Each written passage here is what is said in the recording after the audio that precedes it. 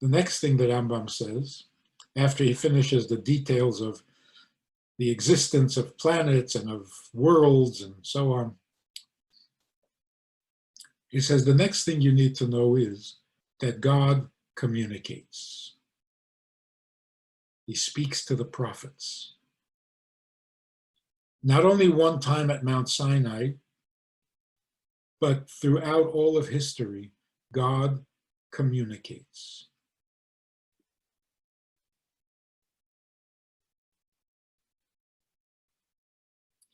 So the argument that the commandments were forgotten, we no longer know what God wants, can't be true because God is always communicating. So we will always know what he wants. You just have to identify the true prophet from the false prophet. But God will always make himself knowable. So from the belief in God's original existence, we get to not the belief, knowing God's original existence, the next thing we need to know is that he communicates.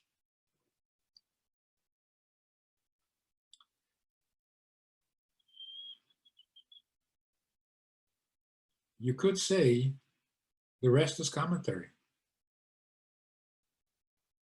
Once you have these two pieces of information, well, it's smooth sailing after that. And I think that this is where most people have their difficulties. Very few people will argue that they can't keep Shabbos.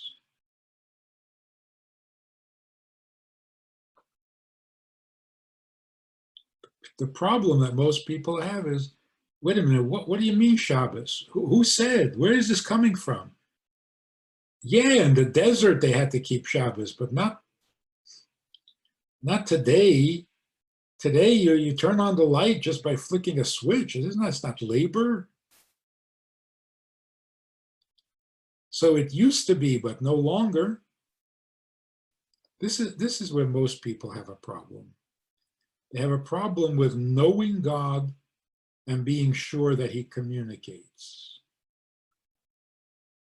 If you have those two things down, no further questions. Just point in the direction I should go and I'm going.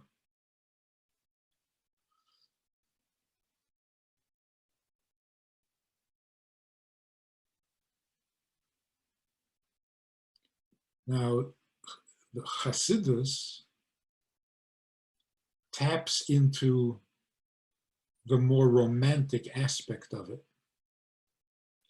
What does it mean? God's existence gives rise to the existence of all else. That's a philosophical or theological statement. Where's the romance? The romance is God didn't have to be that way. His existence didn't have to be so graphic that it can produce a physical universe. He could have remained distant, unknowable, but he chooses to make himself known. That is so romantic.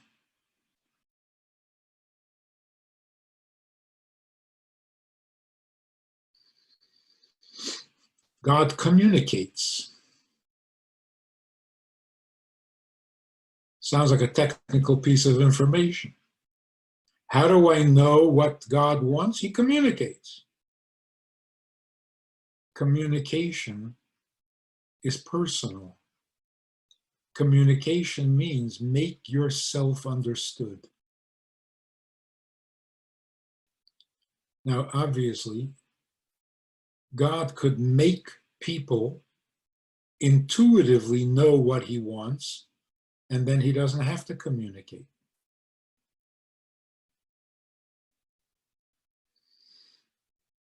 We know God can be very efficient. So this doesn't seem like the efficient way of getting people to obey his commandments. Like, for example, in the Torah, in a number of occasions, people came to Moshe and said, what are we supposed to do? And Moshe said, wait here, I'll go ask God.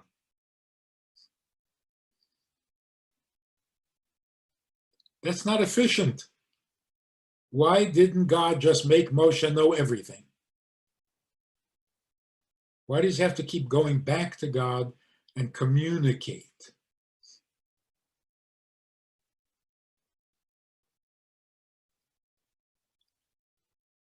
By the same token, you can ask, why didn't God write down the entire Torah? Why leave a part of it oral, where there's a danger of misunderstanding or forgetting? Why not put it all in writing so that there will never be a mistake? Because that's so unromantic. It's like saying, here's what I need you to do. I'm giving you the list. It's all there. Don't call me. We're never going to need to talk again. These are my instructions. Just follow the instructions. God says, no, no, no, no, no. I'm not telling you everything. When a question comes up, call me. We'll communicate. That's so romantic. So it gives us a little bit of an appreciation of all the Torah writings, of all the holy books. Why did the Rebbe pick Rambam to be a daily study?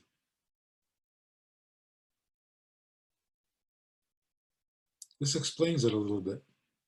The Rambam is so Chabad.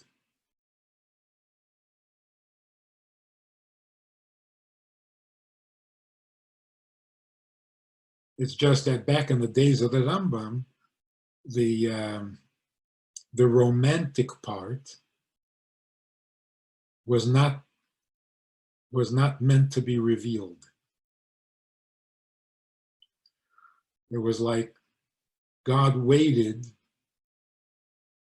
for us to grow into the relationship to where we start to appreciate the romantic aspect of it. And so for 3,000 years, the romantic aspect was played down. It was the rules, the regulations, the doing, the study of it. Only 300 years ago, 333 years ago, the Baal Shem Tov was empowered or given permission to reveal the romantic aspect of God and the Torah and Jewish people. The whole relationship became romantic. And that's what re-inspired the probably the most painful era of our history. Beginning 300 years ago, we have had unmitigated horrors, starting with the Cossack Revolution, when the Polish government put down the rebellion of the Cossacks, and they were frustrated and angry, and they vented all of their frustrations on the Jewish community, massacred and decimated the Jewish population in Poland and Ukraine. That's when the Baal Shem Tov showed up. And since then, the bloody history of Europe, unbelievable, unbelievable. I was invited years ago to speak at Oxford University. Wow, Oxford University. Those are the really smart people. Those are the people who know everything. It was such a horror. The original buildings of Oxford University were old monasteries where monks sat around plotting how to kill Jews.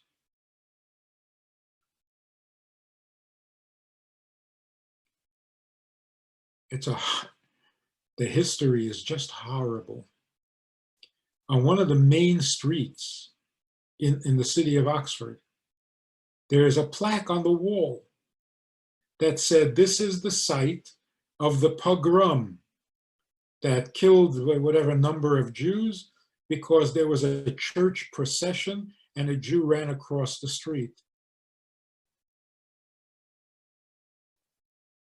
So all the synagogues were burnt and all their gold was taken to make a huge golden cross. And they make a plaque and they hang it up on the wall as if they're proud of it. The main building, the original building, with its low doors so that a horse you can't ride in through the door on a horse. There's a plaque there that says this building was built on the site of an ancient Jewish cemetery.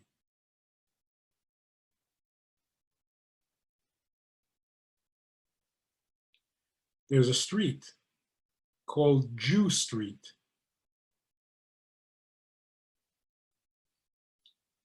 In the original town of Oxford, Jew Street ran along the outskirts of the town because Jews were not allowed to walk through the town. They had to go around to get to the ghetto.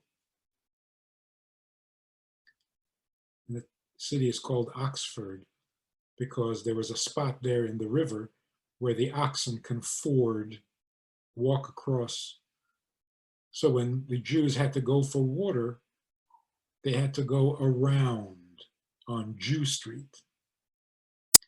So wherever you turn in Europe, the bloodiness, the anti-Semitism, it's just horrific, horrific for 300 years and more.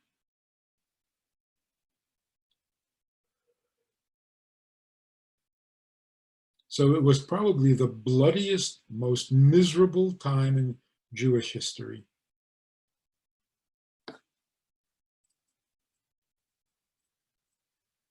Culminating, of course, with the Holocaust. So for that reason, among other reasons, the romantic part of the Torah had to be revealed. We needed an injection of enthusiasm for a life that was so nearly impossible to live, to survive, to have any enthusiasm for it.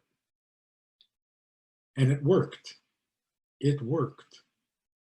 In a very, very short time, without mass media, the Baal Shem Tov's teaching transformed at least half the Jews of Europe, which is an amazing thing. Just by word of mouth, the excitement, the inspiration, the revival of Jewish life that came from the Baal Shem Tov's teachings. It was like bringing a person out of their coma. They were back among the living. And that seems to work in America, in the free world, just as well. So that is really why we're here tonight. And this is what you're supporting.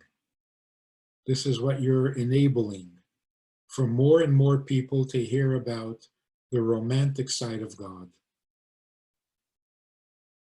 It's practically the only thing that works.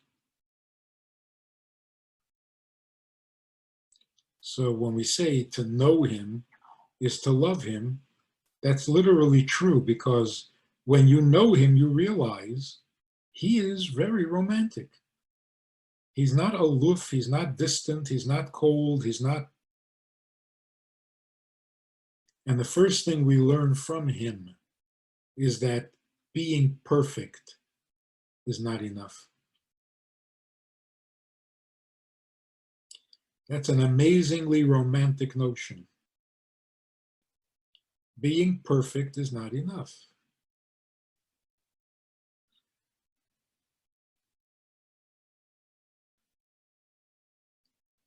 So to think, I'm going to get married and then I'll be perfect.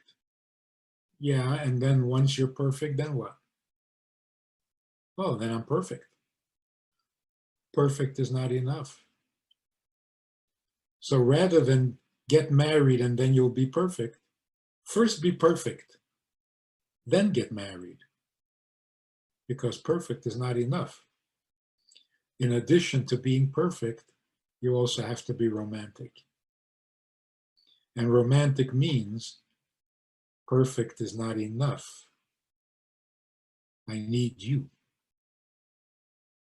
Not more of me. More of me is not romantic. Not even interesting.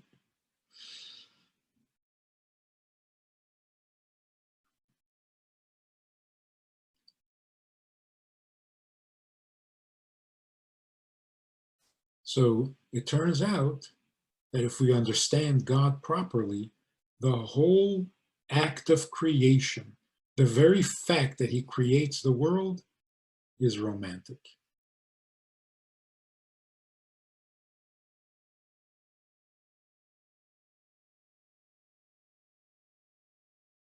You think about it for a second. God is the creator of the universe.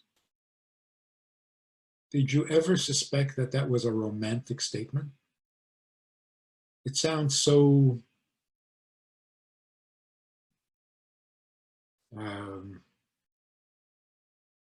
so cold and matter of fact. Sounds like a great carpenter. He created this whole world. Are you impressed? You try creating something, ha ha ha.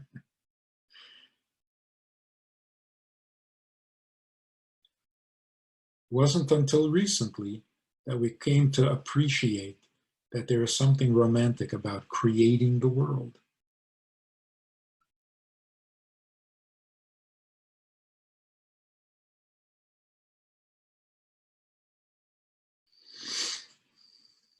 It's like saying God created the world because he was looking for a shidduch. He was looking for a spouse.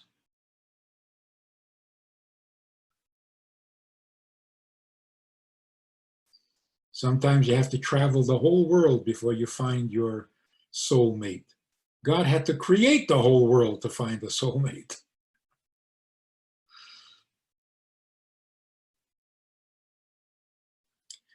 And that's why we are confident that everything that happens, happens for the good. Because God's only motivation is the romantic. So whatever God does is for the sake of the romance. So it has to be good.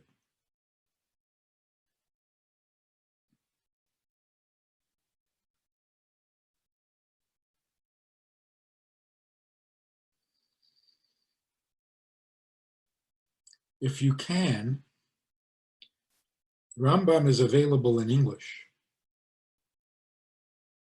You can go online and study Rambam every day with Rabbi Josh Gordon. Fascinating, quick, easy, understandable. If you want to do a daily study, make it the Rambam. And then you know that you are studying the same thing Jews all over the world are studying. And you're joining the movement of the crowd that connects Jews together. It connects us with the Rebbe and his projects.